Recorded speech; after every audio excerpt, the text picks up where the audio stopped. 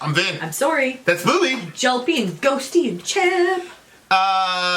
Nick Cave's and the Bad Seeds, The Good Son. That was the one with the Mercy seat with the electric. Yeah, chair. Yeah, that was. I'm pretty sure it was Armando that picked that as well. Yeah, yeah. So he's there are multiple ways to get your song reviewed.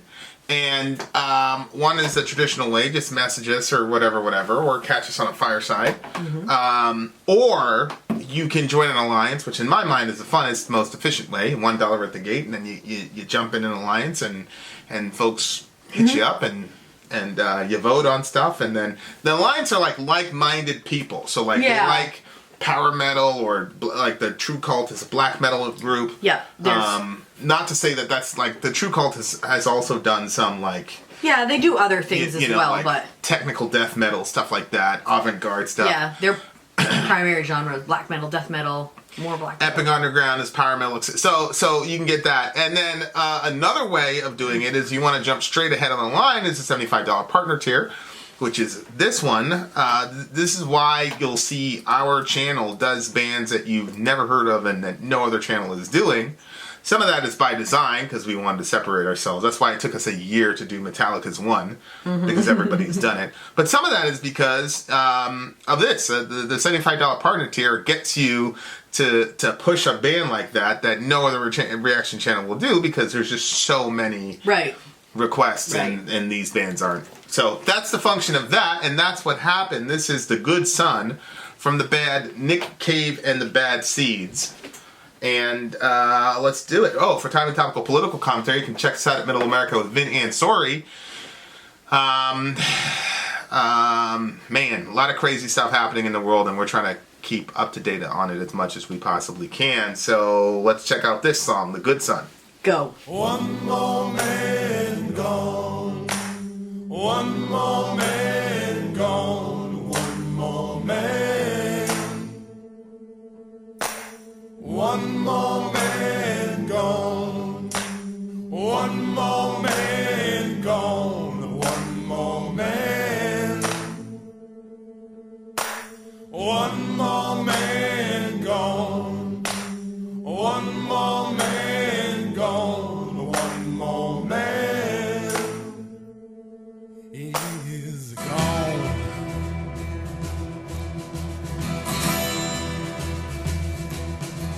The good son walked into the field. He is a tiller.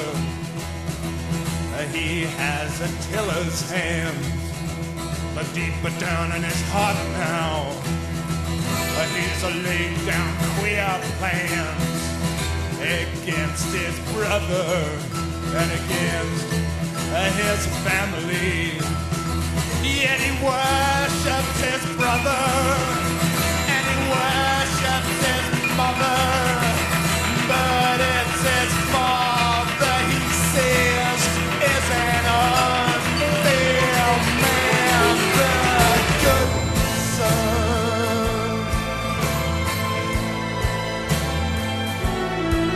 A good son.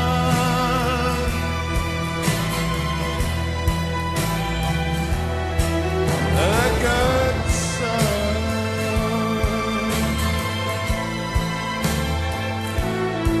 A good son has sat and often wept beneath a malign star, by which the good son's kept, and the night time in which he's wrapped speaks of good now, and it speaks of evil. And he calls to his mother, and he calls to his father, but they are dead in the shadows of his brother's truancy. The good son.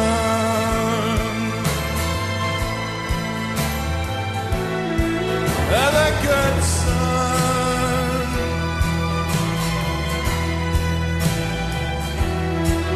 The good son.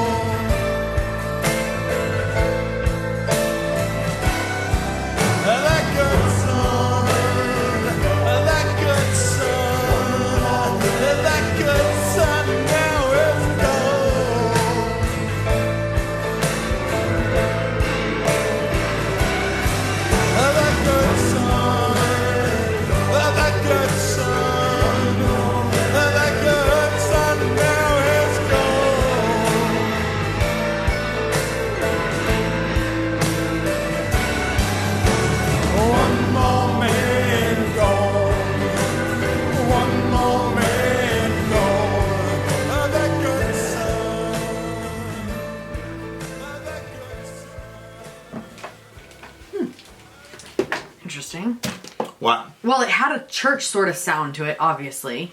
And then it reminded me of Cain and Abel, but then the lyrics also reminded me of Jesus. Huh? Yeah. Where'd you get that from? Well, because it said the good son. So at first, obviously, it sounded like Cain. The good son walks in the field. He's a tiller. He has tiller's hands. That's Abel. But deep down, well, I mean, No. not Abel. That's Cain. But deep, because Abel took care of the sheep. Right. But deep down in his heart now, he's laid down his queer plans against his brother and against his family. Yet he worships his brother and he worships his mother. But it's his father, he says, is an unfair man, which is talking about God the Father, right? Probably, yeah. Cain probably thought that God was unfair. Unfair, yeah. But then when it said, then this one, the good son sat and often wept. I was thinking about like Jesus in the garden. It says that he, like, you know, like a lot of times people think that he like cried in the garden, like when he was like sweating they'll say tears of blood or sweats of blood and stuff like that beneath a malign star by which the good sons kept. And the malign star thing just kind of reminded me of when he was born, how there was like, what is malign star? I just thought it was like a star that like when everything lines up. To malign something is this guy's a smart writer. To malign something is to say something negative about. So people usually talk about how the stars align. Mm-hmm. So he's using the term malign because he's talking about Cain. I don't see Jesus in verse 2. Well, because it says, and the nighttime in which he's wrapped speaks of good now, and it speaks of evil. And he calls to his mother and he calls to his father, but they are deaf in the shadows.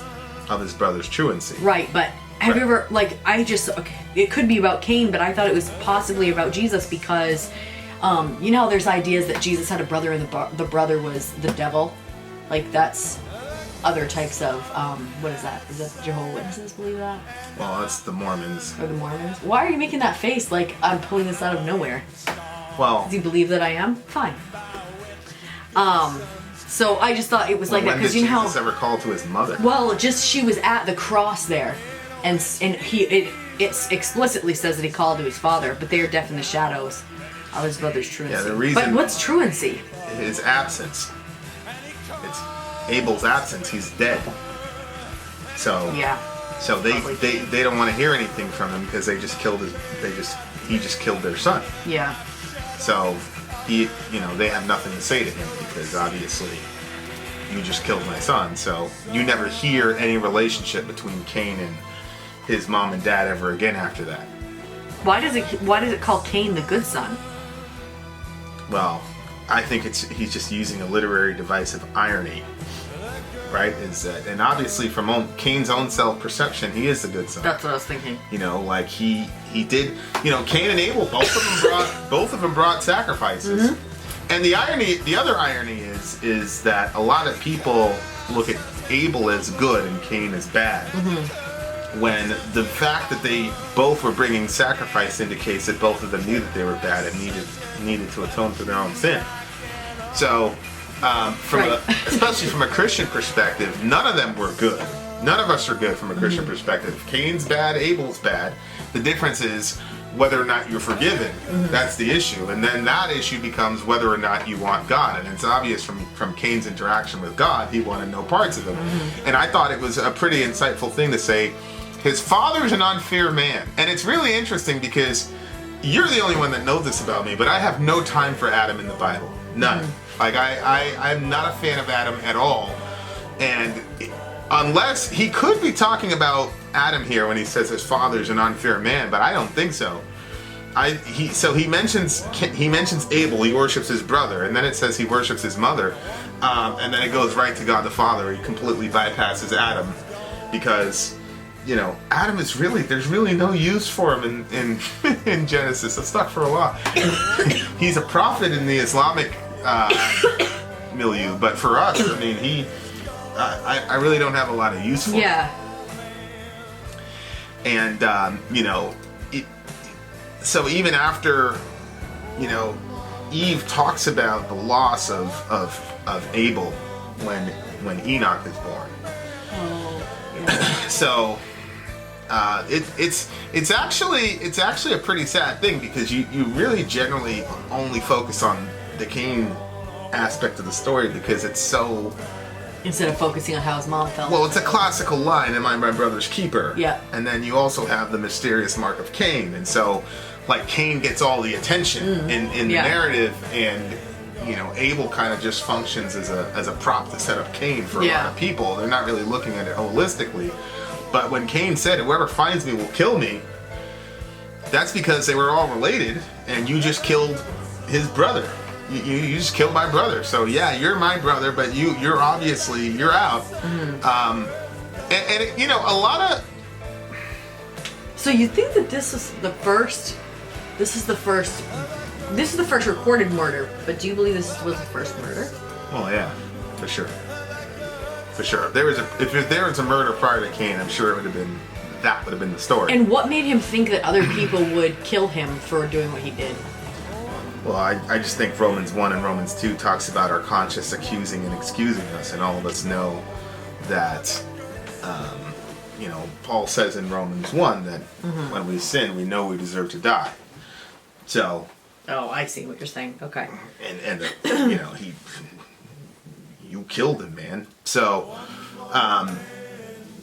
it's a very compelling. Jordan Peterson says that the Cain and Abel story is like the deepest story of all time.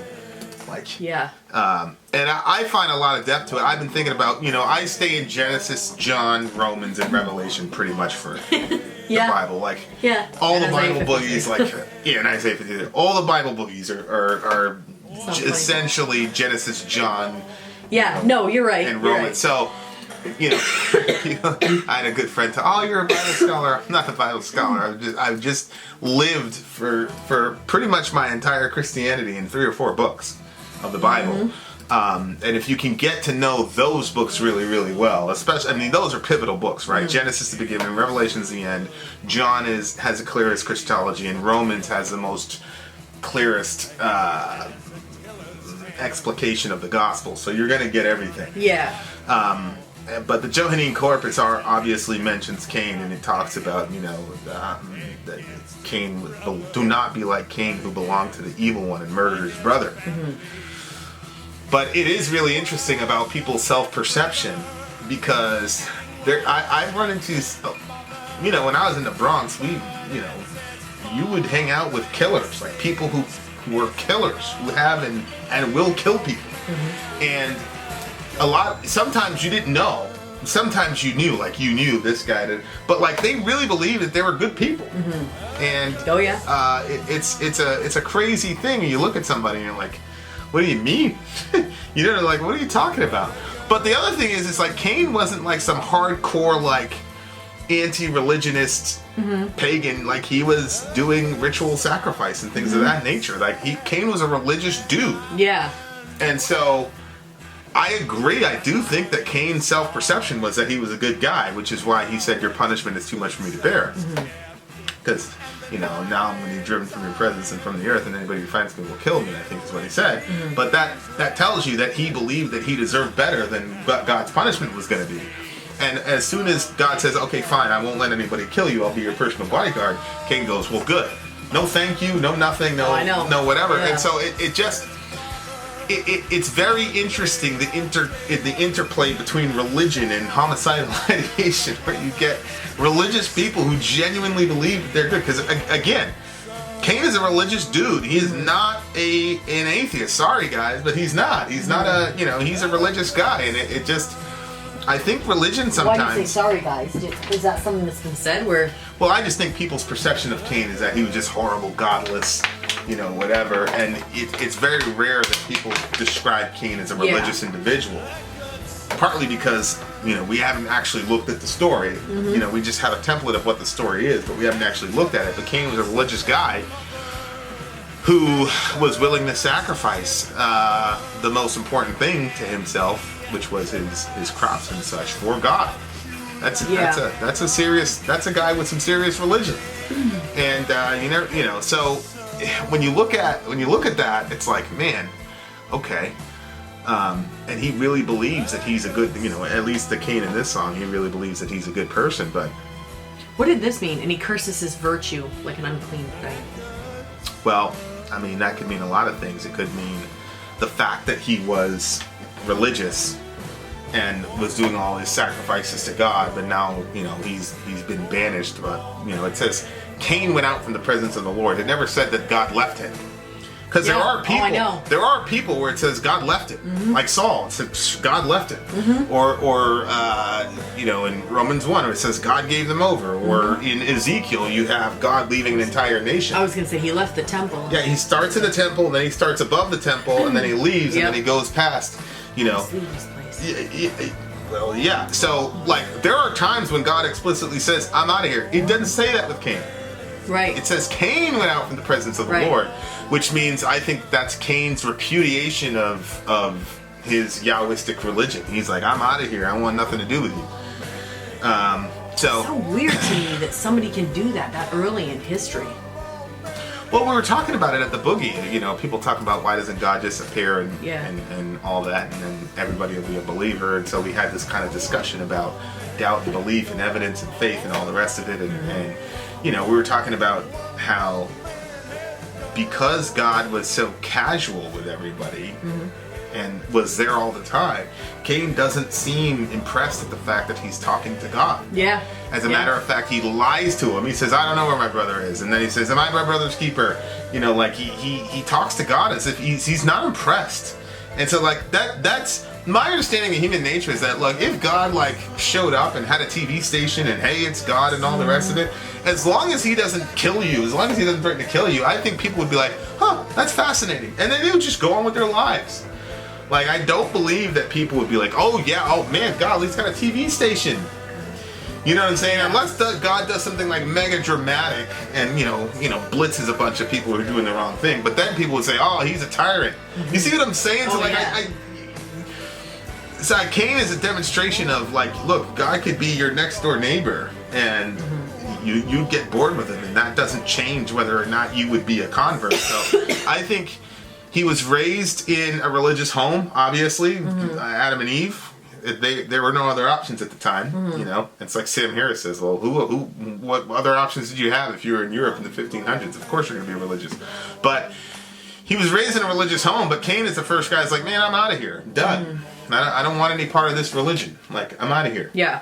So Yeah. it was a very interesting line too when he said he worshipped his brother. That was interesting. Yes, it was. But then at the same time, it kind of made sense. Oh, I talk about this book all the time, A Separate Peace. And it again, AP English, it had a massive impact on me because it I don't know if it made me more wise or if it made me cynical about friendships that I had. But basically, long story short, it was one guy was very unpopular, the other guy was very popular, extremely athletic. They're in a tree, and basically the popular guy falls out of the tree, and it was basically the unpopular friend basically shoved him out of the tree. And so there's a subtext throughout the entire book of, did you mean to do that, yada yada yada, and there's all these unspoken things and things you have to read between the line. But the long story short was, he idolized this guy, but at the same time, the principle is you're always going to try to crucify your messiahs. Everybody you admire, you at the same time have this latent jealousy for, so you want to crucify. And so, that's kind of been certain aspects of my life where 100%. people admire you, but at the same time they hate your guts and would want bad things to happen to you.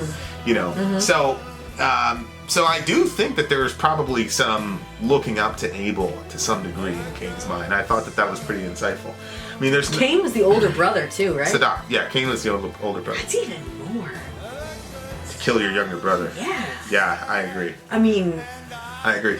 My brother and I all are grown men now, but my little brother's still my little brother. That's the thing, yeah. And he's pretty much, ever since we hit high school, he's always been taller than me. But I remember when we first came to Maine, I guess some Somali dudes were messing with him. I said, "What?" And I got up and I was about to, because I was weeks away from the hospital, so I was crazy. He just said, "Let's sit down, Ben. Just relax. I was just talking to you." Idiot, dumb button. Yeah. But growing up, my little brother and I were not.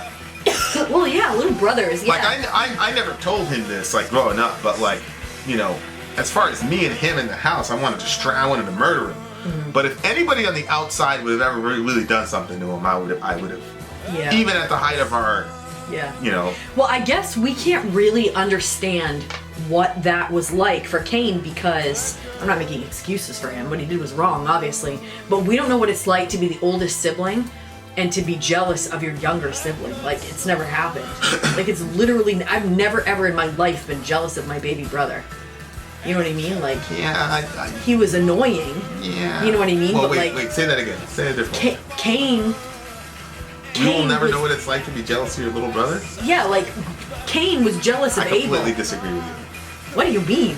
I grew up my entire life jealous of my little brother. You were jealous of your baby brother? Of course, he had all the attention. He was a baby. Yeah, but not as a person. Like, you didn't want to be him.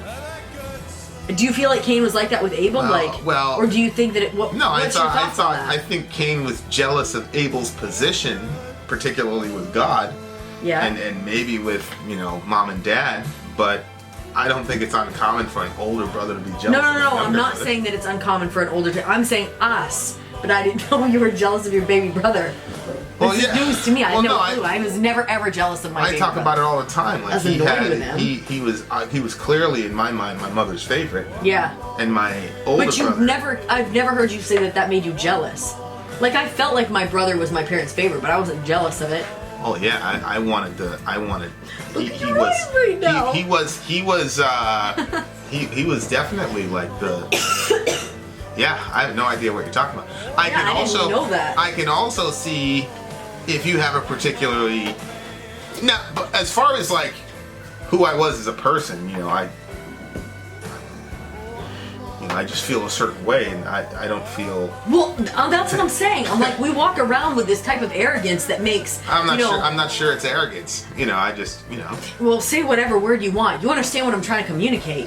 This self-confidence, this whatever, Yeah. that makes certain people upset and angry with us. That's but, the entire planet, except for the few people there. Yeah, but yeah, no, your point is well taken. But there's different things to be jealous about. As far as like abilities and things like that, I felt like I had the most abilities of anybody in the house. Like, and my mom would tell me that. Like, she would say, like, you have all these, most of the time was you're wasting them or whatever. But I just felt like but the relationship that they had, absolutely.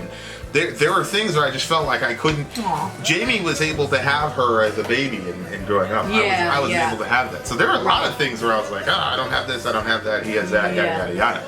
He had his dad with him, things Right. like that. So, oh yeah. But as far as like me as a person, no. But I think that that's a very very common theme of brotherly jealousy and things like that, and especially when the younger brother gets to occupy some role or whatever that the older brother just doesn't have. Like, I remember these two particular brothers, and the younger brother was crazy at basketball, and the older brother loved basketball, but he wasn't. That's what He I'm wasn't saying. Right anywhere there, near. Like that. The older brother wasn't anywhere near as athletic as Yeah. the the younger one, and it was obvious. And the parents basically went out of the way to basically say that, like, hey man, you're Mike, you're whatever, Yeah. but Steve is Yeah. he's so Yeah.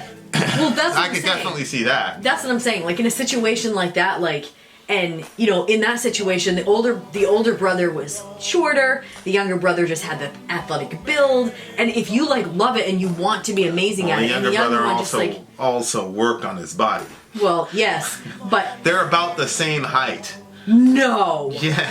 Yeah, but the other guy's just pudgy and doesn't take care of himself.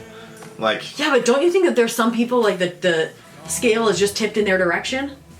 The younger one definitely seems like the scale is tipped in his direction. if he would have let himself go, he would have ended up just like his. I mean, look at the genetics. Look at the dad. Yeah. And look And at the the mom. mom. They're Yeah. not particularly fit people. He just decided he wasn't going to be like that. He was going to stay fit. Yeah. True. So I don't think, especially in families, like, you've got genetics, man. Like, sorry, like, you're all pretty much the same.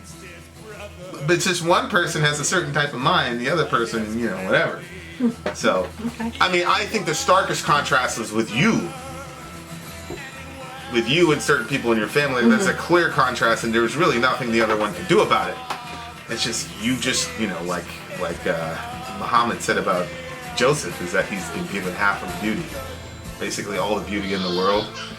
Joseph has Allah gave Joseph half of all the Oh, beauty and in the split up world. the other half of Split the it around. So like you've been given half of beauty, and the other one is just what can you do? I mean, no disrespect, but I mean Every man should see his wife like you see me. whatever. What do you get the songs? Ooh.